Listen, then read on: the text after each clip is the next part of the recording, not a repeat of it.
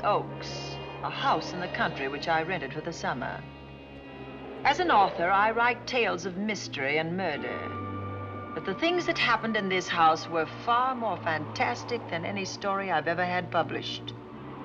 I brought a staff of servants from my city apartment, and my maid Lizzie Allen, who had been with me nearly 20 years. Lizzie? Yes, Miss Cornelia? Is the car ready? It's at the door.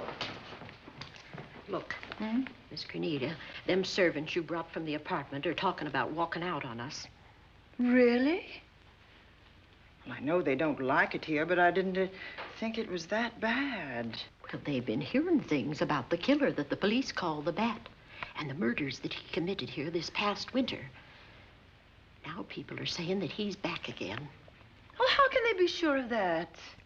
Has he committed another crime? No, not yet, but that ain't saying that he won't. Here's something else. You've heard about the bats they have here. Animal bats, the kind that fly. Yes, yes.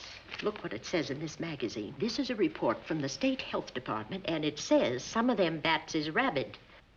Well... And that ain't all. Now there's a rumor going around that it was the bat himself, the killer, I mean, that released the rabid bats in this neighborhood. Oh, that's ridiculous. Well, the housekeeper, the cook, the butler, and the upstairs maid don't think so. Well, I can't help what they think. If hysterical nonsense like that can scare them out of their good jobs, it's their loss, not mine. Come on, Lizzie, I've got to get to the bank.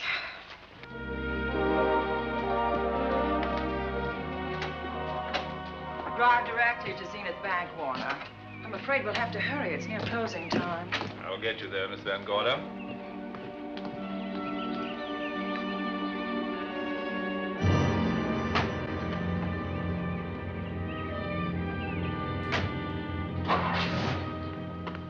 Thanks again.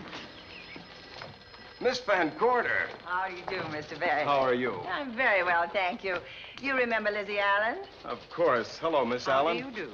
So you're spending the summer with us again? Yes, yes. I've leased the Oaks, the home of your bank president, John Fleming. I heard you had. I was surprised. Why? Is there something the matter with it? No. I was surprised because Mr. Fleming said he would never rent it. Oh? Well, I rented it from his nephew, Mark Fleming, who has the real estate office here. He said his uncle would be gone the entire summer. Well, that's right. Mr. Fleming's in the North Woods now with his physician, Dr. Wells. Oh, pardon me. Dale, I want you to meet my wife. We were married at Christmas time. That must have been nice. Believe me, it was. Oh, here she is. My wife, Miss Van Gorder, Miss Allen. How do you do, Mrs. How do you do? Cornelia Van Gorder. Yes. Oh, well, I've read every murder mystery you've ever written. I just adored that weird one, The Private Morgue of Dr. X, even though it gave me the shivers. Only the shivers? Scared hell out of me. Oh. Well, I really mean that Miss Corney killed them off in that one. When you refer to my books, please don't call me Miss Corney. Pardon me, Mr. Bailey. Mr. Hines is here to see you. Oh, yes. Excuse me, please. Don't be strangers now. No, no, I we should won't. say not. Oh, so you're a bride. Well, not quite. Not since Christmas. You know, I'm sure I've seen you. Well, I used to be my husband's secretary here in the bank. Of course I remember. May I welcome our most distinguished visitor back to Zenith? Oh, that's very charming, but, Lieutenant Anderson. Lieutenant Anderson, of course. Chief of Detectives of the Zenith Police Department. This is Miss Allen. Miss Allen. How do you do? Lieutenant Anderson is one of our favorite citizens. He's on the bank's board of directors. Not bad for a policeman. You must have made a good thing of it.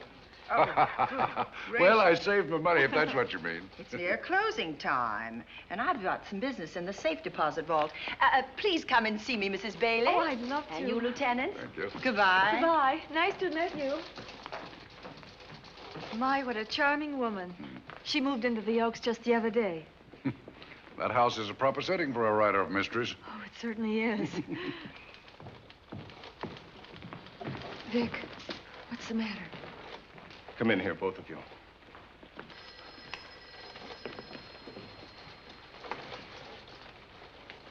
Andy, we're in trouble.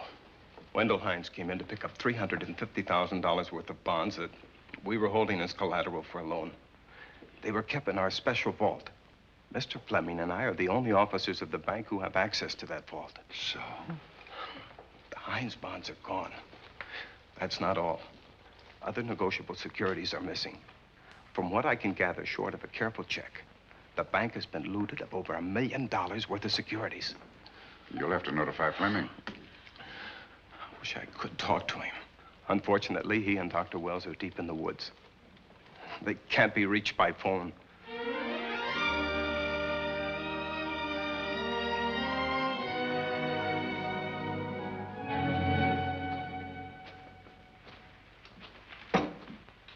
What is it?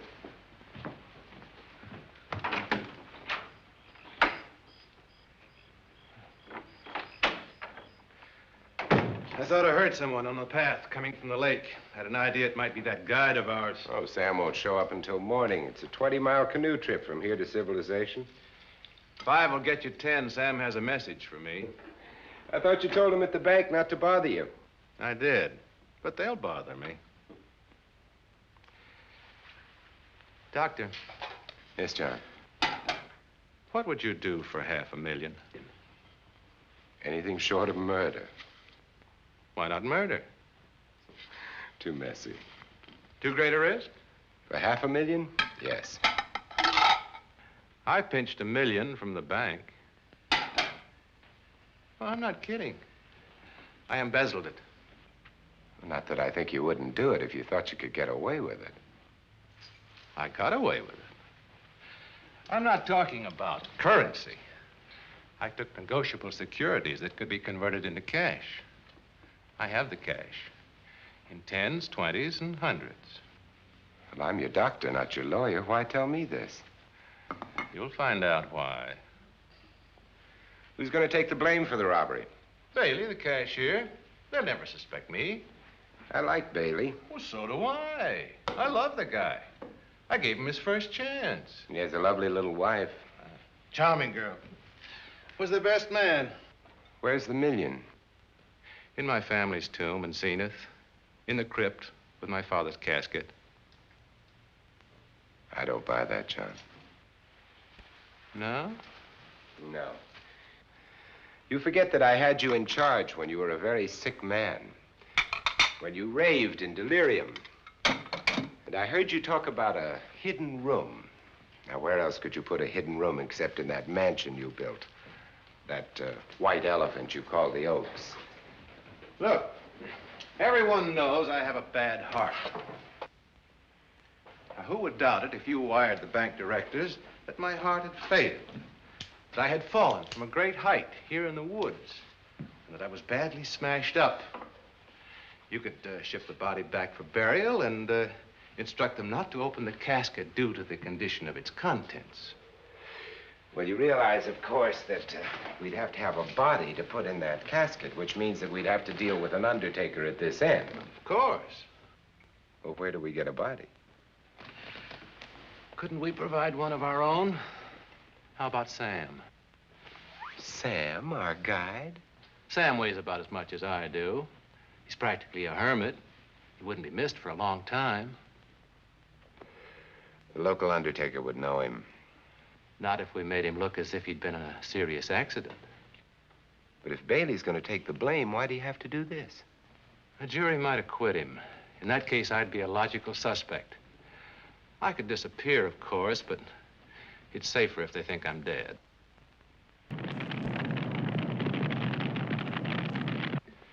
What if I don't go for this deal? In that case, it would be too bad. You mean you'd kill me? What else could I do? Now that I've told you about the $1 million, I'd say you were shot in a hunting accident. Now, look, Doctor, if you can find another body instead of Sam's, it's all right with me. There's $500,000 in it for you. I'll do my best. I smell smoke. So do I. What's that noise? Look, Doctor, the woods are on fire. It's coming this way. We've got to get out of here. Out the back way. We will. As soon as I provide that body we were talking about.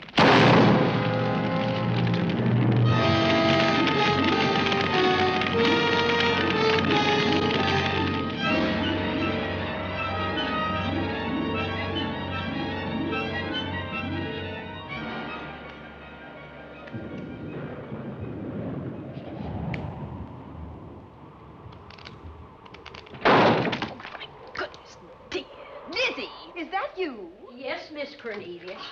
There's a storm coming up, and it's gonna be a snorter. The wind nearly blew the door off its hinges. Well, that noise blew my game higher than a kite. I think I've lost some of the cars. Oh, I'll get them for you. Oh, I see you found the paper. Drat that paper boy, scooting by on his bicycle, just chucked it into a clump of bushes and let it go at that. For land's sake, Mr. Vic Bailey's been arrested. Oh? I think. Victor Bailey, vice president and cashier of the Zenith Bank, was arraigned before United States Commissioner Alvin Fielding, charged with the embezzlement of over $1 million. I can't believe Vic Bailey had anything to do with that robbery. Oh, well, I see our landlord is home again. Landlord? Mr. Fleming. Dr. Malcolm Wells is back in town with the body of John Fleming, president of the Zenith Bank, who was killed in a forest fire. Mr. Fleming will be laid to rest in his family's tomb on Friday. And I hope he stays there. Well, why shouldn't he? Well, this is his house. And ever since he died, some funny things have happened here. For instance? The housekeeper, the cook, and the butler said that they heard strange noises at night. And the upstairs maid swore that she met a man without a face coming up the back stairs. Oh, so that's why they quit and left me to run this place without a staff. They didn't tell you, Miss Corney, but the truth is they were scared to stay. But you're still here, Lizzie. Haven't you seen anything? No. No, and even if I had, I ain't afraid of ghosts. They're afraid of me. Honest, Miss Corney, a spiritualist told me once that ghosts was allergic to me. But this Bat feller they keep talking about in the paper, I guess he'd be different. No, I don't think you would have the same effect on him. Oh, dear. What are they trying to do? Drive people away from this part of the country? Why, what does it say about the bat? Specialty seems to be killing women. My goodness, 2 of them in one night. All his victims died the same way, like their throats had been ripped open with steel claws. That's a charming little caper. I'll have to try it sometime. In a book.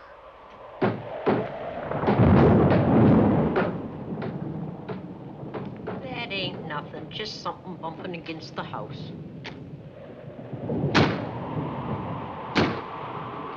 That's just the wind banging a door. Pay no attention to it. Listen to this.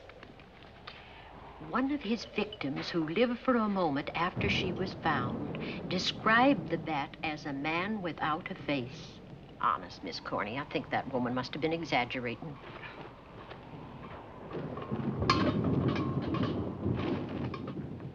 That's just that heavy tapestry at the top of the stairs. I know. I've heard it before on a windy night. That sounds as if there was someone on the stairs. I know there isn't. At least there shouldn't be. There ain't. Them's just the noises you hear in any old house on a windy night. It says here that the bat never leaves no fingerprints. That's understandable. Having no face, he probably has no fingers either. Lizzie!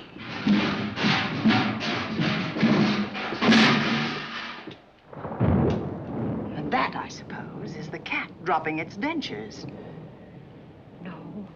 No, I don't think so. But I think it's something should be looked into.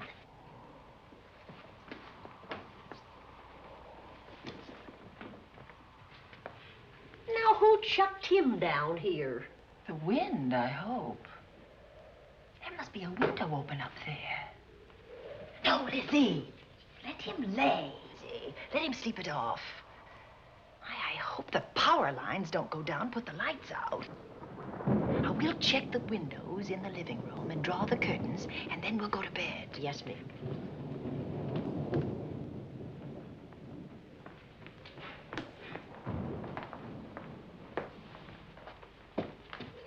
I won't be a minute.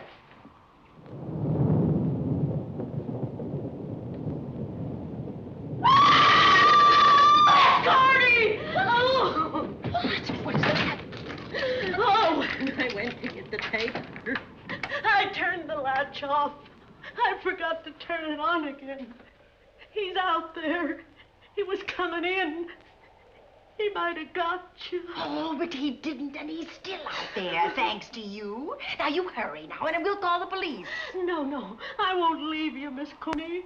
Are you okay? Yes, ma'am, I'm okay. Okay.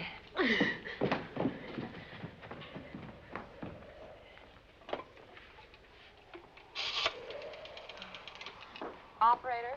Give me the police department, please. Zenith Police Department. This is Cornelia Van Gorder. I'm living at the Oaks. We know about that, Miss Van Gorder. Just a moment ago, a man tried to force his way into this house. You're not alone there, are you? What about your servants? Well, I have none except my chauffeur, and he's away. He won't be back until the morning. Now, there's only 2 of us here tonight, and we're going to lock ourselves in my room. Now, if any of your men see anything, will you have them call me? I'll send officers over there right away. Oh, thank you very much. Come on, Lizzie. We're going to sleep in my room.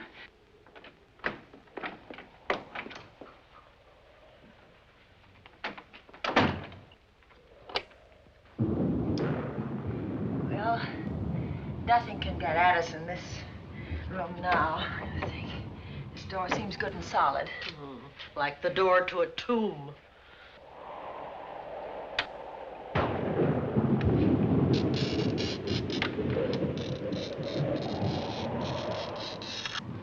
I think that couch will be comfortable. There's some extra bedding, you know, in the Yes, closet. ma'am.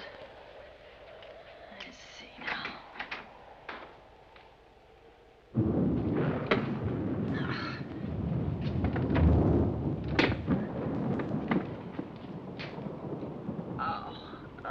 Huh? No bolt. Well, that's not so good.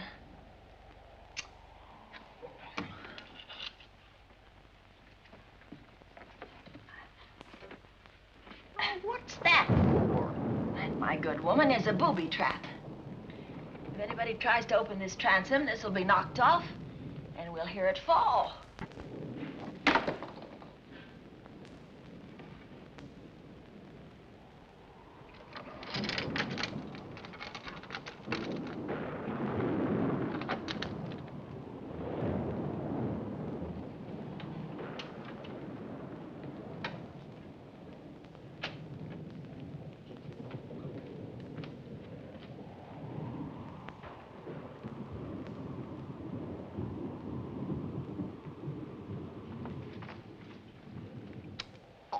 Fiddlesticks. I forgot my night things, my robe, my gown, and my slippers. I'll go get 'em now. Now, wait a minute, Lizzie. I'll go with you. Now, don't you bother, Miss Cornelia. My room's just down the hall. Lizzie, I told you to wait. It's all right. I'll only be a second. Get in here. Get in here.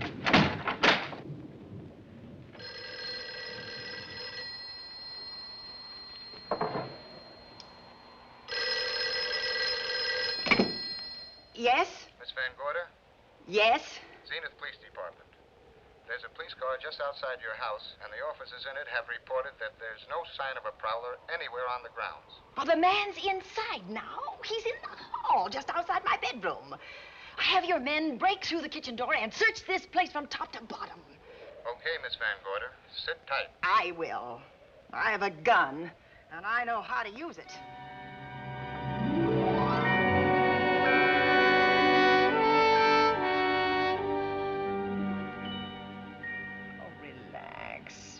relax, Lizzie. The police did a good job. They couldn't find anybody in here.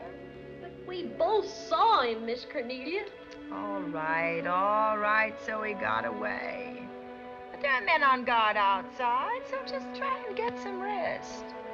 There's nothing can get at us here.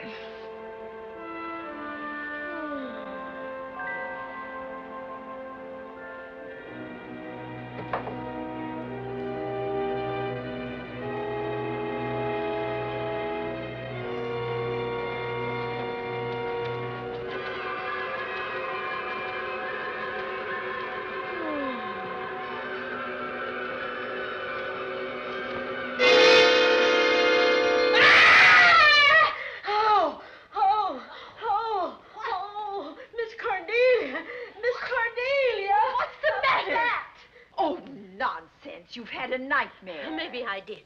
But there was a bat in it, and it bit me. What? And it flew in that closet. Oh, good gracious, Lizzie, you're right. Oh. Oh.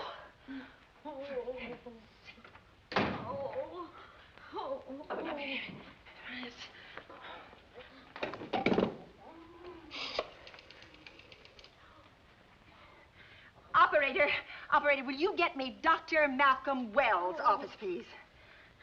No, I don't know his number, and I have no phone book up here, but this is an emergency. Will you connect me with his office, please? Oh, dear, I'm going to get the rabies. Hello? Hello? Dr. Wells' office? This is a call service. Dr. Wells is out at the moment, but if you'll give me your name and number, I'll try to locate him. Well, this is Miss Van Gorder of the Oaks. My maid has just been bitten by a bat that may be rabid, and she must have treatment as soon as possible. And I was told that Dr. Wells was the nearest physician. I'll try to find him for you, and if I can't, I'll send you another doctor. Oh, well, thank you very much. Oh, he's out on a case. Oh. Oh, I hope it's not a delivery. A baby, I mean, they can be terribly complicated. It never bothered me none. Oh, Lizzie, you never had a baby. Of course I didn't. That's why they never bothered me. Oh, does it hurt, huh? Little.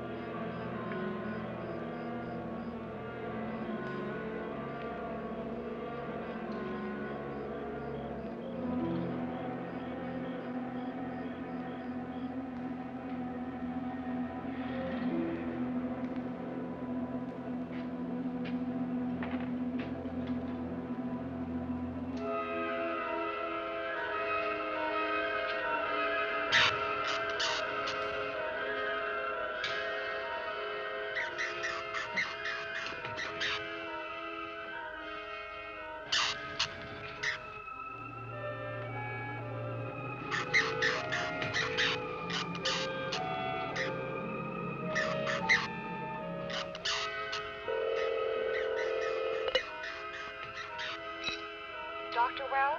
Are you there, Dr. Wells? Are you there, Dr. Wells?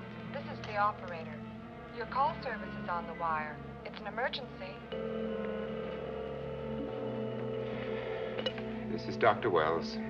This is your call service, doctor. Oh, hello. I was just doing an experiment. I left the receiver off. That's what I thought, but I kept trying. Miss Van Gorder at the Oaks called and said that her maid had been bitten by a bat, and she's afraid it might be rabid. What? Oh, all right. Tell her I'll be right over there.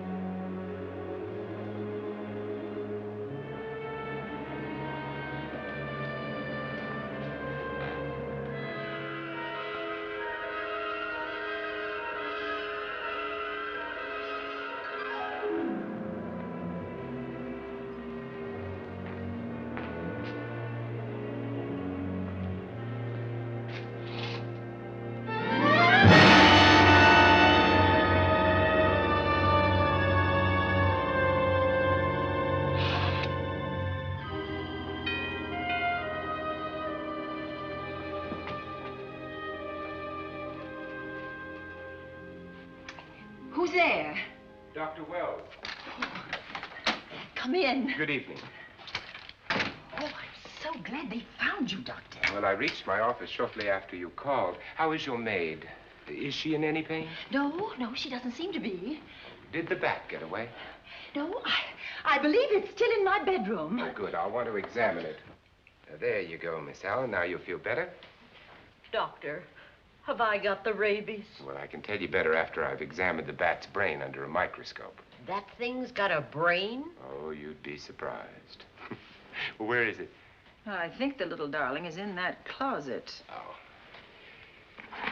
You know, it's a pity you leased this house, Miss Van Gorder. Why a pity? Well, my dear lady, I don't want to alarm you, but... Oh, well, after tonight, nothing can alarm me. Yes, I understand. It must have been terrifying. So many unexplainable things have happened here. There's something about the place. Your servants must have sensed it when they walked out on you. An apprehension of disaster. Well, let's see. Aha! Yes. There he is. All right, now, take it easy. Nobody's going to hurt you. Quiet now. Quiet.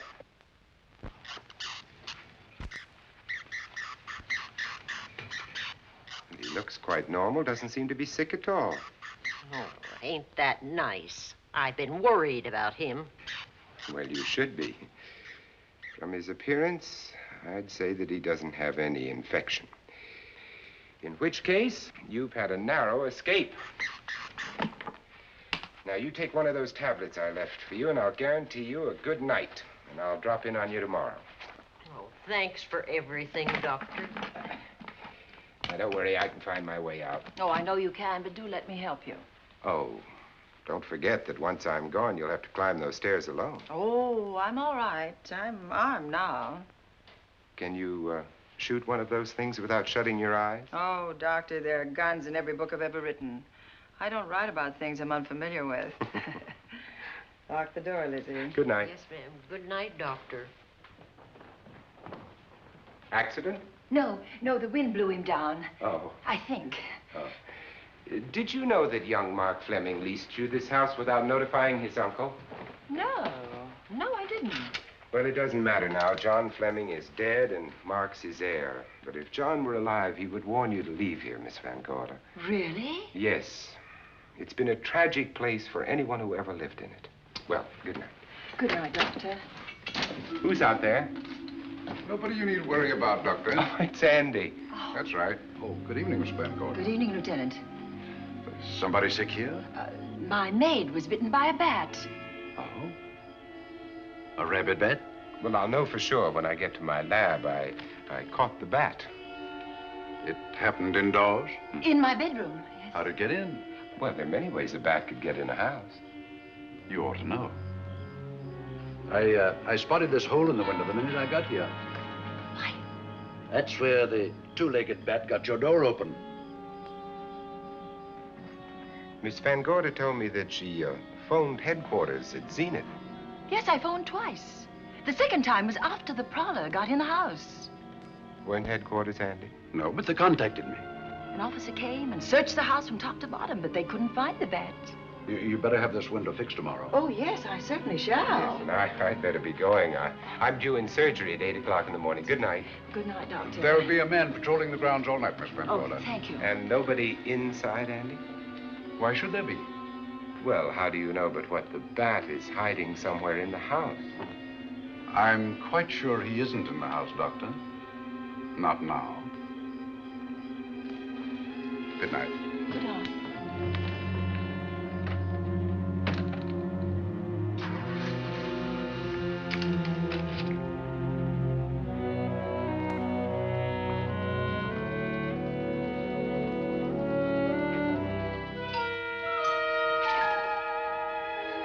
Hi, Andy.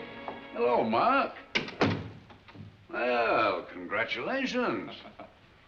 Real estate business must be picking up. New office, new furniture. New deal. How do you like it? It looks expensive. Are you squandering your inheritance? Oh, I haven't got it yet. Well, the paper says John Fleming left his entire fortune to you. Funny thing about that entire fortune is that we can't find it. No kidding. Oh, all Uncle John had in his bank account was a couple of $100. And his safe deposit box was empty. If we don't find that missing million, mine will be empty, too. How come? Well, all my savings were invested in Zenith Bank stock. The examiners won't certify the bank is solvent until those stolen securities are found. So the stockholders have voted an assessment that'll wipe some of us out. It's a since those securities have been converted into cash. And if I can't find that cash, I'm sunk. Well, where are you going to look for it, Andy? Here in Zenith. Your uncle wouldn't take $1 million on a hunting trip, would he? You suspect Uncle John? Why, Andy, he founded the Zenith Bank. That'd be like robbing the family tomb. You think he wouldn't? Well, besides, Vic Bailey's fingerprints are all over the vault. Now, they didn't find any of Uncle John's fingerprints. Because he wiped them off. Can the defense prove that? They'll try to. Judy Hollander, Bailey's secretary, is a defense witness. And they believe her testimony will have a powerful effect on the jury. Oh, well, she has a powerful effect on me. Judy's a doll. Here's the book you mentioned, Judy. It's your newest one. Yes, it's just been published. You can have that copy if you wish. Oh, it's a first edition and you've signed it. Yes, of course. Thank you so much. May I serve tea now, Miss Van Gorder? Yes, please do, Warner. Thank you. Well, I see you've engaged new servants. Yes, of course. Well, how did you persuade them to live in this house? Well, Jane Patterson, my new housekeeper, knows this house better than you do, Doctor. Oh? She worked for John Fleming. And Warner was my chauffeur. Chauffeur turned butler? It's incredible. He can play any part at a moment's notice. Did you get a plumber, Warner? No, we can't get a plumber for 3 days, madam. What about that leaking pipe? The basement will be flooded in 3 days. The pipe is no longer leaking. You mean it's dried up of its own accord? No, not quite. I packed the elbow where the water was coming out. Packed the elbow? Well, where did you learn how to do that? Well, into each life, a little rain must fall, and a careful man learns to keep himself dry. Now, is there anything else that you require, Miss Van Gorder? No, not at the moment, Warner. Thank you, madam. Now, there's a character. How long did you say that he worked for you as chauffeur? About 3 months. Well, I hope he doesn't have a police record.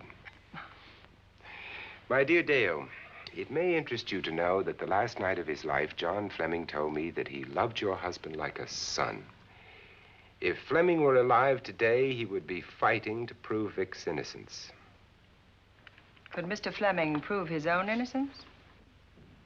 Miss Van Gorder, can there be any doubt about it? There will be when Miss Hollander testifies at Vic's trial. Oh?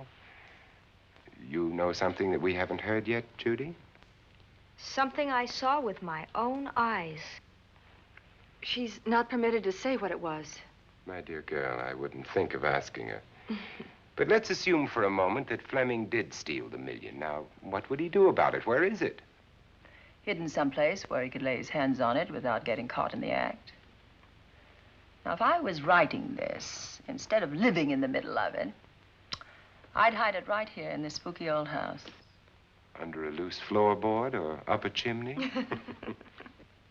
If Mr. Fleming had the nerve to steal $1 million, he'd make his plans well in advance. I'd say he'd prepare a place to hide it. Possibly when this house was being built. Now, I rented this place from Mark Fleming, his nephew. I wonder if he'd have the floor plans. I'll ask him. Yes. Lizzie, will you bring Mrs. Bailey the phone? Oh, you ask him now. Okay. His number is Summit 7537. Oh, thank you, Lizzie. Summit 7537. Not bad, eh, Andy? That means new business. Now, you see, somebody wants to buy a house. Mark Fleming speaking. Oh, hello, Dale. Well, hang on a minute, honey, while I see if I have him. It's Dale Bailey, all excited. Miss Van Gorder wants to know if I have the floor plans of the Oaks. Now, what would she want with the floor plans? Well, she suggested to me that your uncle might have hidden the bank loot there. Are the plans here? Somewhere in the house itself. Wait a minute, there is a place where Uncle Johnny might have kept those blueprints. What place? Well, I heard him talk about it a good many years ago. I can't be sure of the exact location. Anyway, I don't think the old boy had the guts to steal $1 million. But if I find those plans, I'll let you know, Andy. Hello, Dale. Look, honey, I haven't seen those plans since I was a kid, but I'll come over tonight and maybe we can find them. Thank you, Mark. We'll expect you. He seems to think they're here in the house somewhere. He's coming over tonight. Well, that's good. Dale and Judy are my house guests for the weekend. Would you like to have dinner with us tonight? Oh, no, thank you. I couldn't. I still have a few calls to make. You know, if Judy's testimony is going to clear Vic Bailey and implicate John Fleming, others may get the idea that there's buried treasure in this house. Don't even mention your testimony until you're actually on the stand. Oh, I won't. That's a smart girl, Judy, and a very lovely girl. Well, good afternoon, ladies. Goodbye, Doctor. Dr. Will. Come on, girls, let's go.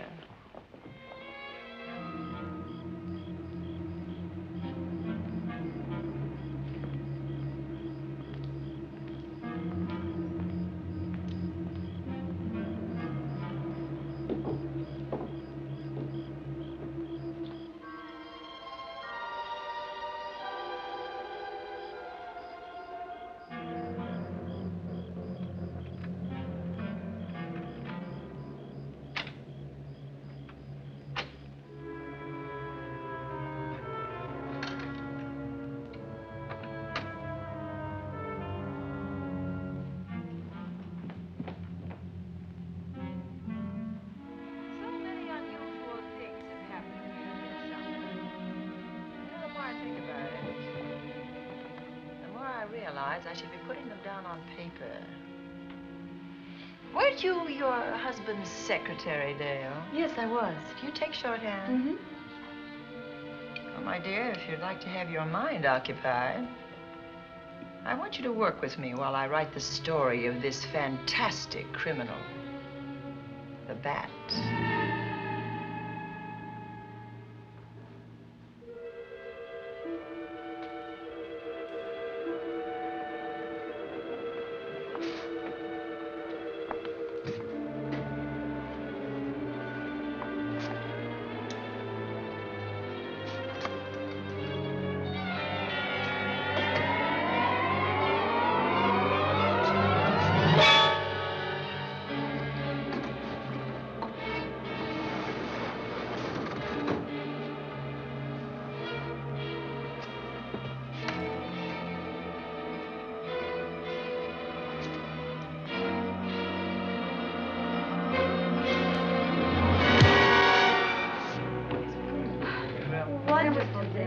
Thank you. It's really nice. A good dinner, Lizzie. As usual. Wonderful. Oh, what a lovely piece of silver. It's an original, isn't it? Yes, they still use them in England for buffet breakfasts. Some hot water in the bottom. Should keep us hot, your sausages and your scrambled eggs. Interesting. It's very useful. Really nice.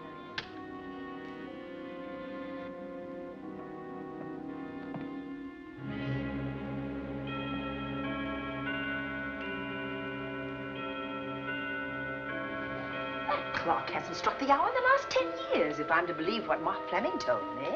Why is it angled away from the wall like that? I don't know. Somebody must have moved it. Lizzie, very likely when she was dusting. Wait a minute. Did you know there's a door in this paneling? No, I didn't. Oh, my gracious, so there is. Maybe it opens to a secret passage. Oh, Well, certainly to a secret something. Right? Who knows, girls? We'll be about to stumble on that missing million. Oh, this is panel. There's a panel. There must be some gimmick to it. There always is. Yes, it moves. It moves. It moves. Oh.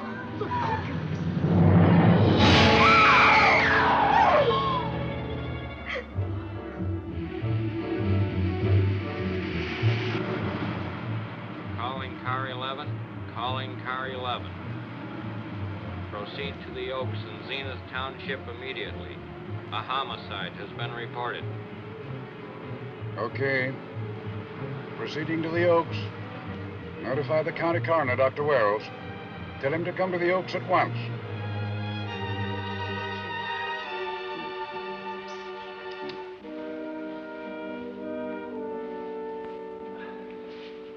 Horrible. As if his throat had been torn by some creature with fangs or claws. That's his sign. We found it on the others he killed. I'd hoped those reports that he was up to his old tricks again were pure imagination, but apparently they're based on fact. He's come back. Back to the scene of his kills. Yes, that's who I mean. That's who did this. The bat. Who found Mark? We all did. And it's Dale and Judy and I. Lizzie was in the dining room. This is my new housekeeper, Jane Patterson. You know, she worked for John Fleming. I know her. Where were you, Mrs. Patterson? In the kitchen, cleaning up. I cooked the dinner tonight. Did you know that the secret closet was here? No. It was behind the grandfather's clock. Well, it was I who found it, really. Noticed the clock had been moved and the door wasn't quite closed. I'll get it.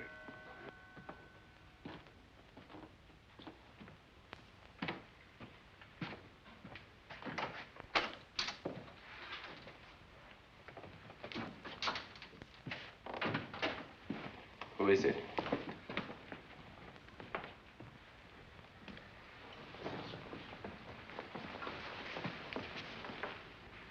Mark Fleming. As coroner, you saw the same wounds on the others. How long's he been dead? Oh, I'd say about a half an hour. Do you believe it was the bat?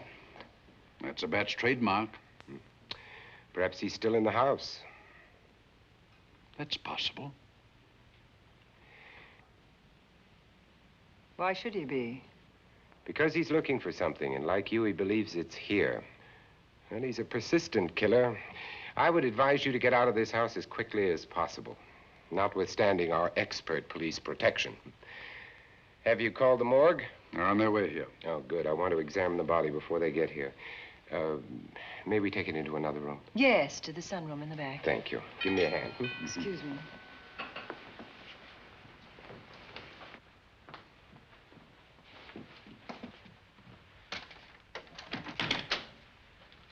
Oh, Warner, where have you been? Well, madam, has been an accident? There's been a murder. Mark Fleming, the young man from whom I leased this place, was killed here tonight. They know who did it? Well, they believe it was the bat. I'm sorry I had to use the front door, Miss Van Gorder, but I forgot my keys, and when I rang the bell at the kitchen door, there was no response. Oh, this is Warner, Lieutenant. He's my butler. He was my chauffeur. Why'd you promote him? Well, it's very difficult to find a butler. They don't like service in the country. Have you been a butler before? I've served in many capacities, sir, but this was my night off, and I forgot my keys. I heard that part. What time did you leave the house tonight? Oh, about 6:30. I had dinner at Wiley's Roadhouse. Can you prove where you spent the rest of the evening? I can try. Try hard. And don't leave the house. I'll get to you later. Very good, sir.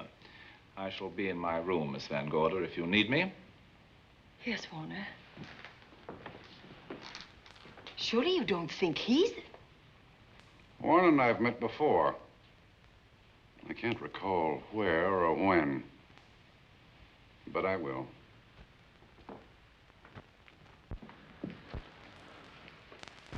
There'll be a crew here shortly from headquarters, dusting for fingerprints, taking photographs. But in the meantime, Mrs. Patterson, you aren't leaving the house tonight, are you? No, Lieutenant. Don't. I'll talk to you in the morning. Good night. Good night, sir. Good night, Miss Van Gorder. Dale, I was with Mark Fleming this afternoon when you talked to him about the floor plans of this house. I heard him tell you he was coming here tonight. Dale called him at my request. She told me he was coming. Who else should I tell you that? Judy, Lizzie. And that nice Dr. Wells. Dr. Wells. There are a few killers who kill for the fun of it. The bat very likely is a mental case, and I'm convinced that his crimes are motivated by his mania for personal gain. There's $1 million at large, and he's going to keep on hunting for it until he lays his hands on it. Now, these young ladies are staying here tonight? Yes, they're my house guests. Well, when my crew arrives, we'll be busy for a while, so I'd suggest that we go to our rooms? That's a very good idea. Come on, girls. What about a police guard for this house tonight, Lieutenant? You've got one. I'm going to cover this place tonight from the attic to the basement. If the vet makes another call, I'll have a little surprise for him. Who is he? Have you any idea?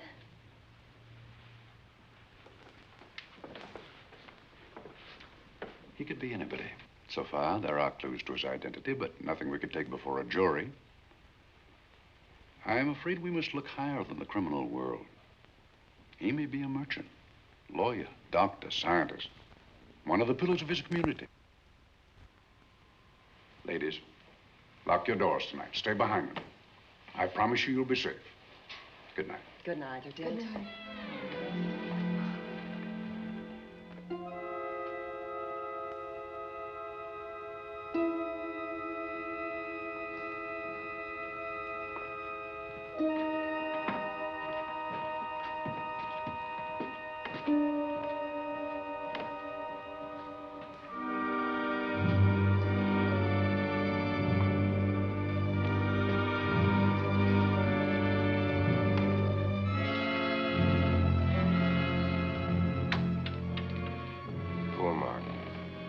It's a pity.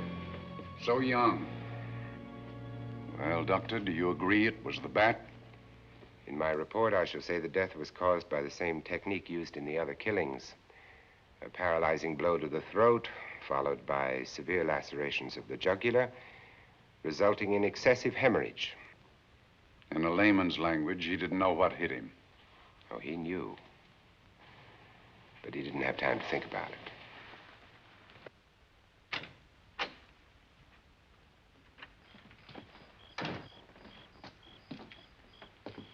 Staying here tonight, Andy? Well, until I check the doors and windows, but I'll be back bright and early in the morning. Neither snow, nor rain, nor heat, nor gloom of night stays these couriers from the swift completion of their appointed rounds. A lot of people are due for a shock when I close this case. Yes, I'm sure they are. Good night, Andy. Don't get hurt. Good night, Doctor.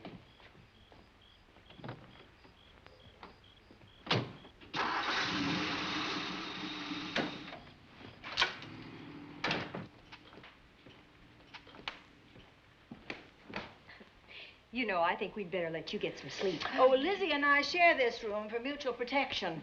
You know, one night, a storm blew the wires down, put the lights out, and I went out the next day and bought a half a dozen of these things. You better take one with you, Dale. Oh, thank you.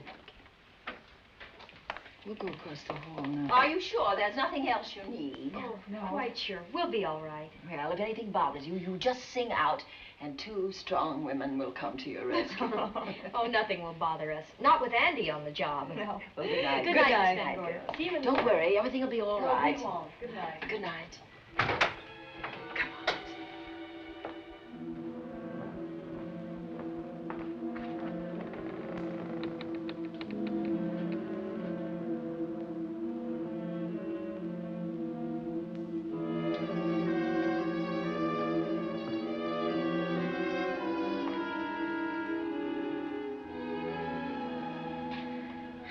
I don't think I'll sleep tonight. Me neither. All I can see is poor Mark Fleming staring at us. I thought that when people died, their eyes closed, as in sleep. Don't think about it. I'll bet you're thinking about it. No, I was thinking of my poor husband sleeping in jail tonight. Oh, Judy, I love him so much.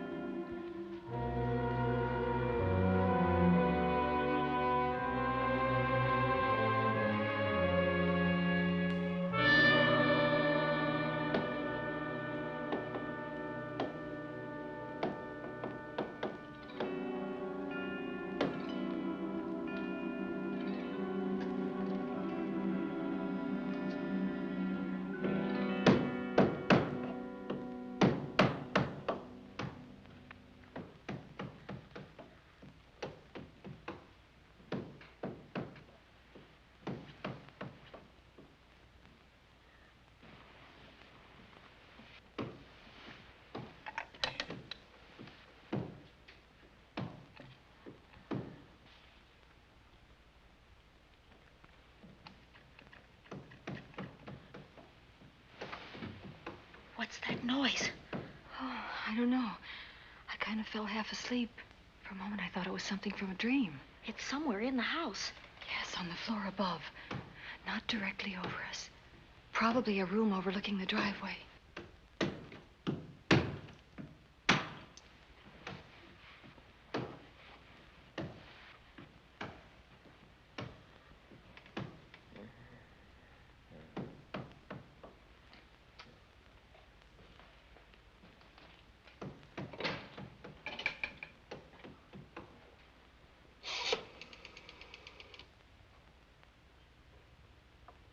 Should we call Miss Van Gorder? She'll hear it.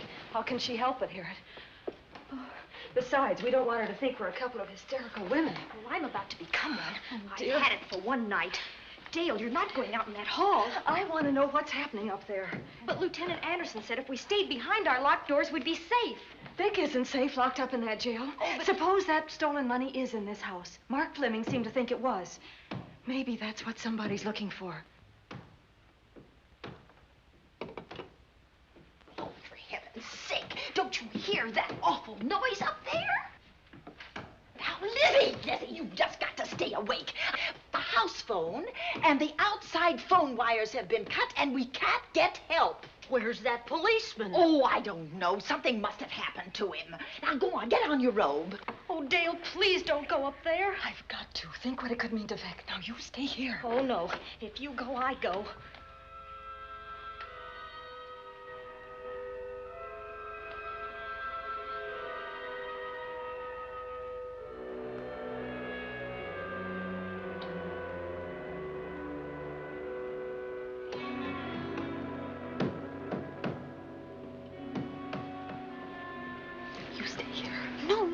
Let you go up there alone. You wait here. I'm going to see what it is. Oh, please let me go with you, Judy, Dale.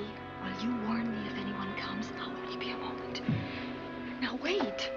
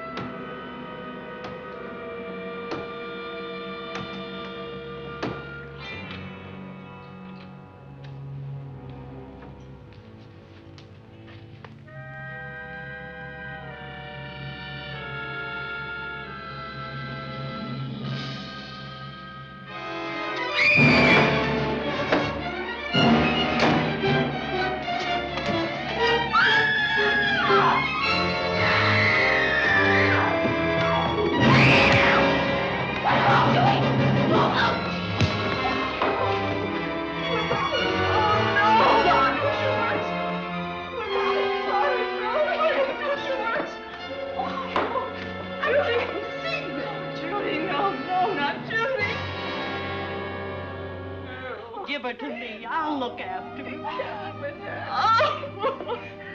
Poor baby.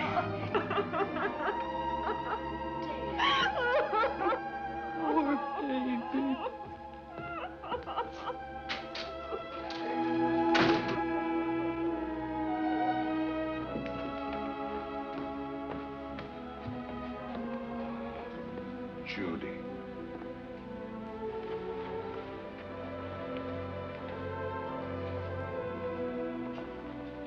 The bat. Yes, the bat. He caught her at the head of the stairs. We saw him rushing down the stairs as we came out of the room. I hurled that after him. I hit him, I believe. I'm going to cover this place from attic to basement, you said. Well, what were you covering when that poor child was murdered? Where were you? I saw a man outside in the grounds. I went out there and hunted him. I heard him in among the trees, and so I followed the sound of him as far as the brook down near the back road. And then I lost it. I'd rather give my own life than have this happen to Judy. But I told you to stay in your rooms and lock your doors and stay there. What was she doing at the head of those stairs? That was my fault. They heard a strange noise, heavy pounding in one of the rooms on the 3rd floor. We all heard it. I wanted to see what it was. Judy, wish she wouldn't let me go out by myself. I made her stay on the balcony. What about your new butler? Oh, well, he's in his room, I suppose. Oh, Mrs. Patterson. Oh, yes. Did you know what happened here? No, sir, but I heard the screams. I went to call Warner. We have rooms on the same floor, but he wasn't in his room. His bed hasn't been slept in. If Mrs. Patterson heard the screams, Warner could certainly hear them. You're quite right, sir. I heard them. Oh, you did? And where were you? Outside in the grounds. Miss Holland has been murdered. No. Oh, so you're surprised. Shocked. Well, I've seen better performances. I remember you now. Your name's not Warner. I've got a circular in my office with your picture on it. The Chicago police not so long ago were hunting for you in connection with the robbery. You're right again, sir. And they found me and they tried me and I proved my innocence and I was acquitted. That could have been a lucky break. Where were you when this child was killed? I told you before, sir. Outside. What were you doing there? I was following you. I saw you leaving the house, and it seemed that you were hunting someone. I thought you might need some help. Oh, yes, sir. I followed your flashlight down through the trees. Then it disappeared. And then suddenly, as I was staring out into the darkness, I was struck by something on the back of the head. The next thing I knew, I was lying on the ground. I realized I'd been knocked out. I wish you had been knocked out. But then we'd have found you with your mask still on your face. You were hit here in this house with this poker as you were rushing down those stairs after that child was killed. Oh, no, sir. You can't pin this on me. I'm not the bat. I've never killed. I couldn't kill. I won't take the rap for this.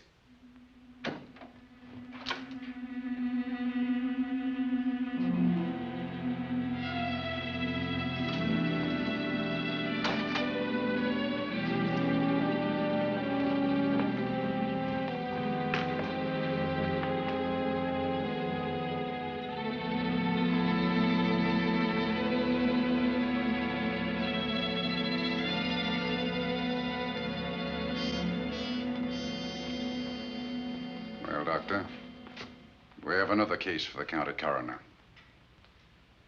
You see, the bat came back. Why did you come back, Doctor? Well, I had an accident about a mile down the road. The right rear wheel of my car came off, and I plunged into the ditch. This was the nearest house, so I came here to call for help. I thought I'd find you around, Andy. Physician, heal thyself. You must have been hit by something on the back of your head. I told you I had an accident. So you did, Doctor. So you did. I could be wrong. But maybe I'm not. We shall see. All right, dear, let's start a new chapter. For days, the murders held the headlines. Lieutenant Anderson grilled us and ransacked the house from top to bottom. Warner was not placed under arrest, but his every move was watched. At night, except for a detective on guard in the house, the police and the reporters left us alone. And on one of those nights, without telling Lizzie or anyone else, I pursued a secret investigation of my own.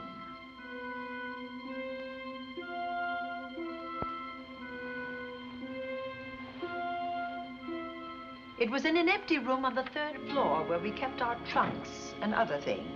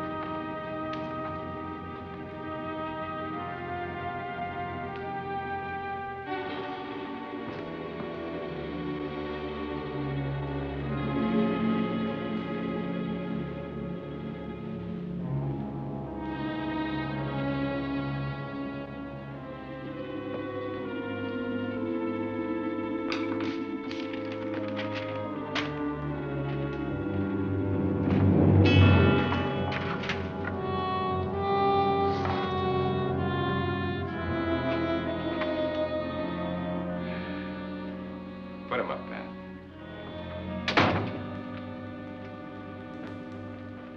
It's a bright idea to kill me in my own lab and let people think that I'm the bat. But you had to kill me first. What was it to be, ambush? And clever as you are, you're not smart enough to do that. Nor were you smart enough to find the money, though you came quite close to it. But I know where it is. And when you're dead with that sign pinned on your chest, I'm going to collect it and live happily ever after. He destroyed himself. How true that will be. Well, goodbye, Bat. Here's a serum that will heal you whether you're rabid or not.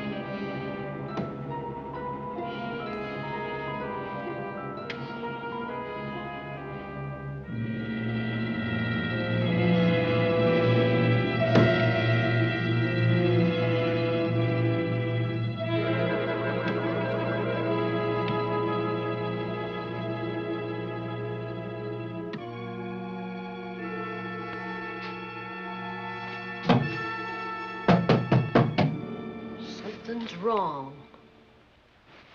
Something's wrong.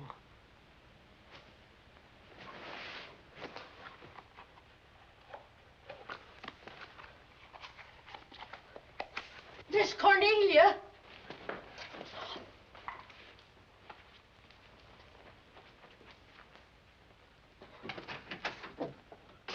Miss Cornelia!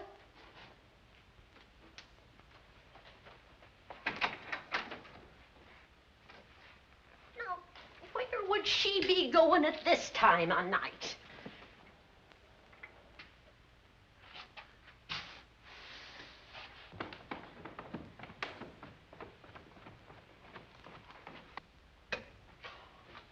Land's sake.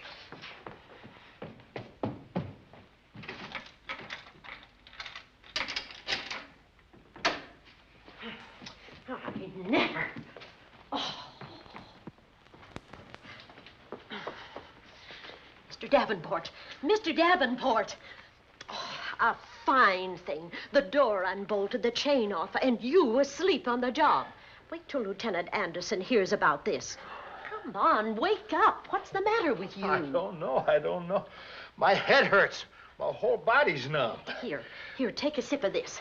Try to snap out of it. I'll be back in a minute.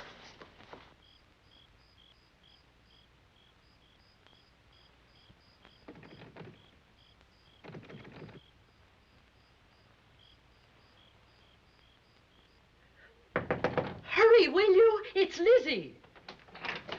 I'm terribly worried. I can't find Miss Cornelia anywhere, and something's happened to the policeman. I don't know what. Get Warner. Bring him to the drawing room. Tell him we need him.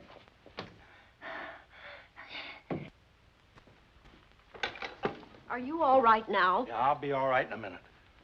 I remember now. I took a drink of wine from that decanter there. Miss Van Gorder told me to help myself. She wouldn't put nothing in it? Well, somebody did. Somebody who knew I was on duty here. Then it was somebody that got Miss Van Gorder. I can't find her anywhere. Upstairs, downstairs, or in the basement. I told the housekeeper to get Warner. Lieutenant Anderson will want to know about this. Hello. Yeah, this is Davenport at the Oaks. We've got trouble here. Well, for one thing, I was drugged. Yeah.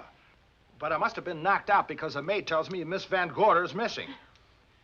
Well, you better call Anderson and let him know. He's not at home. Well, where is he?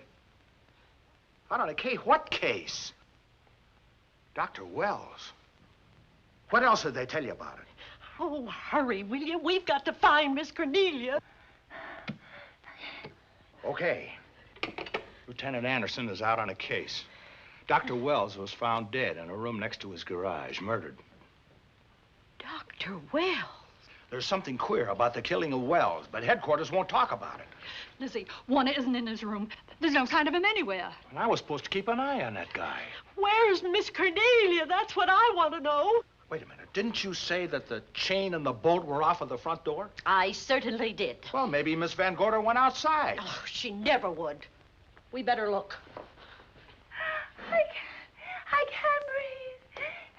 There's no air.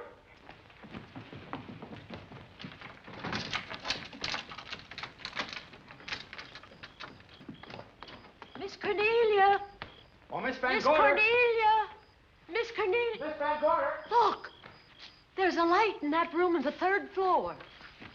Were you up there tonight? Well, of course I was, but I turned the lights out before I came downstairs. Then Miss Cornelia might have turned them on again. That's where we're going to look first. Come on.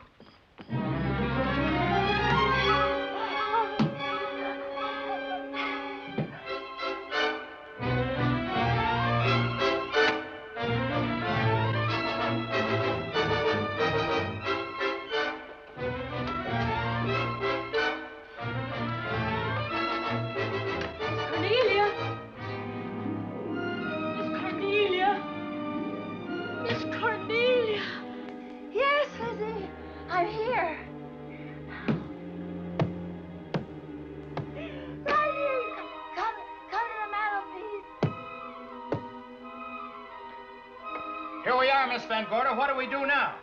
Over the mantel, there are 5 panels. Strike it with your hand.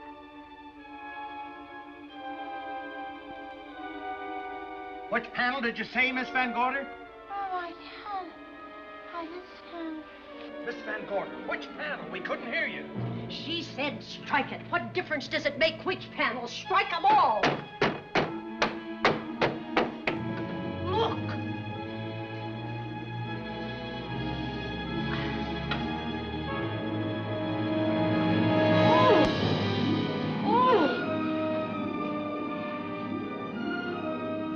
Oh, it's all right now.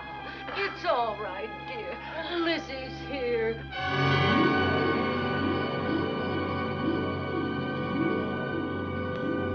Feeling better? Yes, much better. We'll take you to your room. Oh, no, you won't. I'm going to stay right here. I'm quite all right. Oh, how blessed it is to breathe without an effort. You know, no one knows how sweet the air can taste until someone shuts it off for a moment. That room is just like a box. When the mantelpiece closed, it seemed like all the air was drawn out of it. Look, there it goes again. Let it close. I can open it from in here.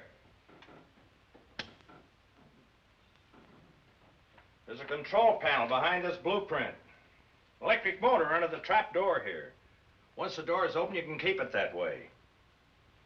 I believe that the fireplace in this other room opens the same way. And it does. I tried to find this, but I couldn't find it. Yeah, it was back at this blueprint here. Well, it's quite a setup. Too bad we can't open that safe in the same way. Take an expert to crack this box or a shot of nitro. Oh, maybe that's what the bat had in mind. Could be. Seems he's on the prowl tonight. Miss Van Gorder, Warner has disappeared. And Dr. Wells has been murdered. Dr. Wells? Lieutenant Anderson's on that case right now. Well, does he know what happened here tonight? They got word to him. He'll be here any minute.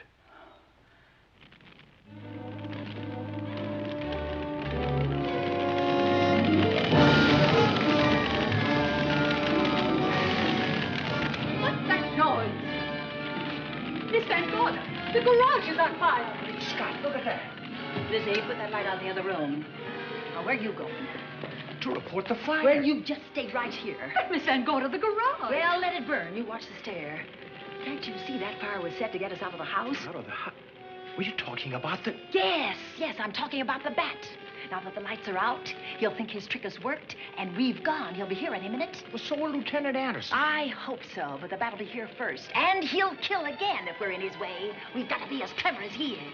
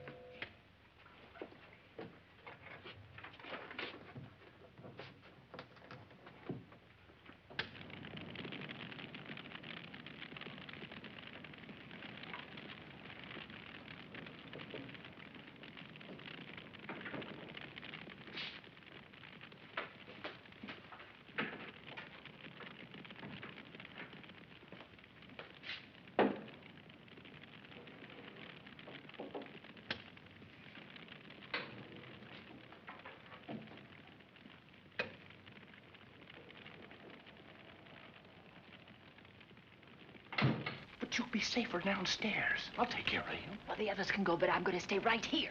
All right, but get out of sight.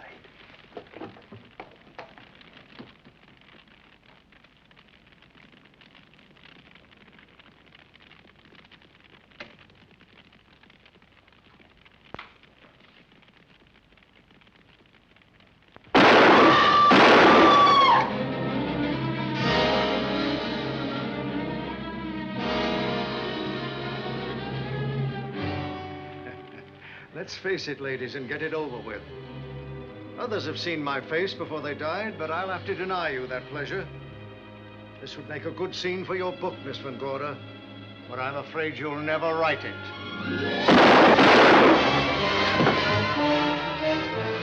That is Warner. I could tell. You misjudged me, Miss Ellen. Warner! I don't like being a murder suspect, Miss Van Gorder. I was headed for a plane, but halfway to the airport, I changed my mind and came back. I'm glad that I did.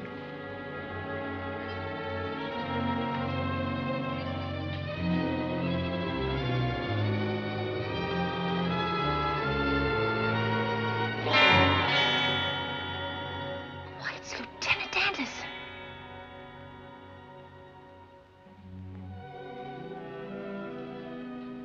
Yes, it was Anderson. He'd discovered the secret of the hidden room and was waiting to get into it and open up the safe. We found the money in it, a little over $1 million in 10s and 20s and 100s. Good old Andy. With all his ill-gotten gains invested in bank stock. It's rather a clever way to hide stolen money. In the open, as it were. And so respectable.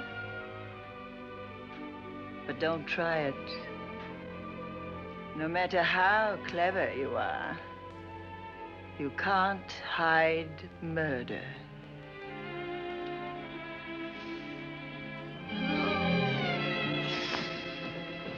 Well, that's it, Dale. That's the end.